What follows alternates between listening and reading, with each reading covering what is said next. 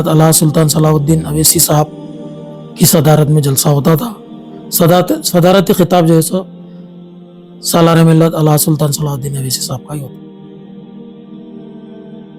ادریس بستوی صاحب، مولانا قمر الزمان اعظمی صاحب، مولانا منصور علی خان صاحب، مولانا مقصود علی خان صاحب، مولانا نور العین صدیقی صاحب، مولانا عبید اللہ خان اعظمی صاحب، مولانا انتخاب قدیری صاحب مراد.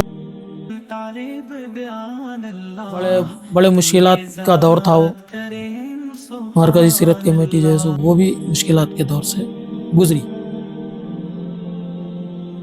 السلام علیکم ناظرین، آپ کا دوست محمد رفیق. مرکزی سیرت کمیٹی حیدرآباد کے اندر ایک ایسی کمیٹی جس کا نام 55 سال سے سنتے آ رہے ہیں. حیدرآباد میں کئی ہزاروں جلسے دیکھے گئے، لیکن حیدرآباد کے قدیم جلسوں میں اس کا شمار ہوتا ہے جلسے رحمت العالمین صلی اللہ علیہ وسلم محمد العین. اسی ضمن میں استقبالیہ کمیٹی کے صدر الحاج محمد غوث قادری صاحب سے ہم گفتگو کریں گے. السلام علیکم ورحمۃ اللہ وبرکاتہ. وعلیکم السلام ورحمۃ اللہ وبرکاتہ. غوث صاحب، آپ یہ بتائیے 55 سال کا سفر کیسا رہا آپ کے جلسے کا؟ اعوذ باللہ من الشیطان الرجیم، بسم اللہ الرحمن الرحیم. الحمدللہ جب سے میں ہوش سنبھالا، جب سے تو میں دیکھتے ہوئے آ رہا ہوں، یہ جلسہ کا قیام عمل میں آیا تھا. مرکزی سیرت کمیٹی شہر حیدرآباد بلکہ آندھرا پردیش، کرناٹک، مہاراشٹرا کے اندر بھی جلسوں کا انعقاد عمل میں لاتی. بہت سارے کمیٹیاں اس سے جڑے ہوئے تھے. قابل ذکر مرکزی سیرت کمیٹی گولکنڈہ، میلاد کمیٹی یاقوت پورہ، میلاد کمیٹی رسالہ بازار قلعہ گولکنڈہ،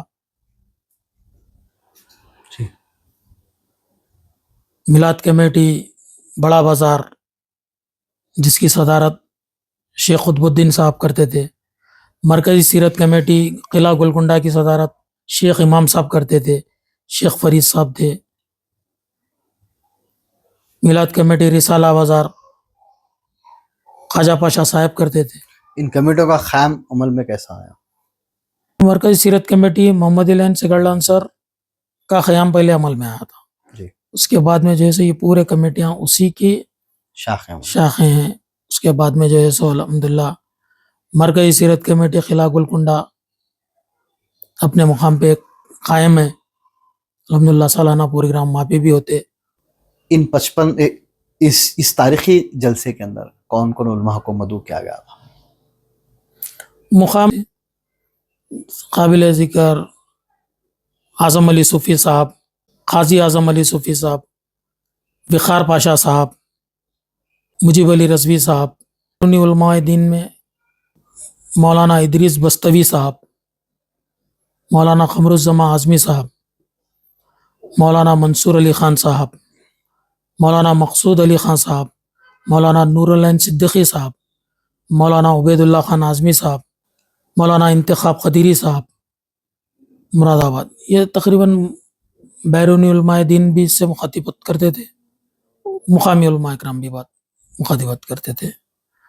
سالار ملت علامہ سلطان صلاح الدین اویسی صاحب کی صدارت میں جلسہ ہوتا تھا. صدارتی خطاب جو ہے سو سالار ملت علامہ سلطان صلاح الدین اویسی صاحب کا ہی ہوتا تھا. مرکزی سیرت کمیٹی کے بانی محمد جہانگیر پہلوان اس جلسے کے ساتھ ساتھ اور کیا خدمات تھے؟ مختلف اضلاعوں میں بھی پروگرام رکھتے تھے. اس وقت علماء اکرام جو ہے سو ٹرین سے آتے تھے، ان کو اسٹیشن سے ریسیو کرنا، پھر اپنے گھر پہ لے کے آ کے ان کا قیام رکھنا، پھر یہاں سے جو ہے سو اضلاعوں کو لے کے جانا. عثمان آباد، جالنا، پربھنی، نظام آباد، ورنگل، ایسے کئی اضلاعوں میں جو آندھرا پردیش، کرناٹک اور مہاراشٹرا کے پورے اضلاعوں میں لے کے جاتے تھے. بعض مقامات پہ تو کمیٹیوں کا انتظام ہی نہیں رہتا تھا. جی.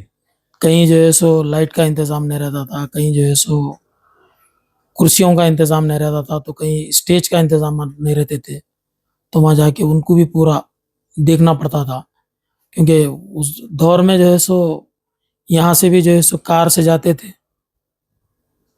بعض وقت یہاں سے بھی ٹرین سے لے کے جاتے تھے علماء اکرام کو. جی بڑے مصائب کا بڑے سامنا بڑے مشکلات کا دور تھا وہ. مرکزی سیرت کمیٹی جو ہے سو وہ بھی مشکلات کے دور سے گزری. جلسے رحمت العالمین صلی اللہ علیہ وسلم جو حیدرآباد بلکہ ہندوستان بھر میں اپنا مقام رکھتا ہے، اس جلسے سے بڑے بڑے اکابرین نے خطابات کیے. آپ کے والد کا جب انتقال ہوا، جلسے کا سفر کیسا رہا آپ کا یہاں سے؟ حیدرآباد کے علماء اکرام بھی جو ہے سو مشورہ دیے کہ اور مشائخین الزام بھی مشورہ دیے. اس کے ساتھ ساتھ نقیب ملت الحاج بیرسٹر اسد الدین اویسی صاحب کا بھی مشورہ رہا. حضرت خواجہ بندہ نواز دیسودراس علیہ رحمہ کے عرس کے موقع پر سیمینار میں ملاقات ہوئی تھی. ہم بھی زیارت کے لیے گئے تھے تو وہاں پہ بولے کہ آپ کے والد کے مشین کو آپ آگے لے کے چلتے رہو، ایسی آگے بڑھاؤ مشین کو. تو آج ان کے بھی جی یہ جتنے لوگ مشورہ دیے ان سب کا میں شکر گزار ہوں، جو الحمدللہ مرکزی سیرت کمیٹی اس کو جو ہے سو کام کو آگے بڑھا رہی ہے. میری بستی کے نوجوان، میرے برادران،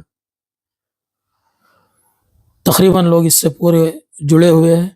الحمدللہ اللہ کا شکر ہے، حبیب پاک کے صدقے میں اللہ رب العزت یہ کام لے رہا اور یہ کام چل رہا الحمدللہ. کمیٹی محمد علیہ میرے والد مجاہد اہل سنت الحاج محمد جہانگیر پہلوان کے ساتھ کمیٹی کے اندر مرحومین کام کرے، مشائخین عظام، علماء اکرام، سامعین، اللہ وہ مرحومین کی مغفرت فرمائے. آمین.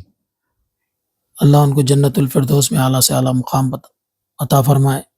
حبیب پاک صلی اللہ علیہ وسلم کے صدقے و طفیل میں اللہ ان کی مغفرت فرمائے.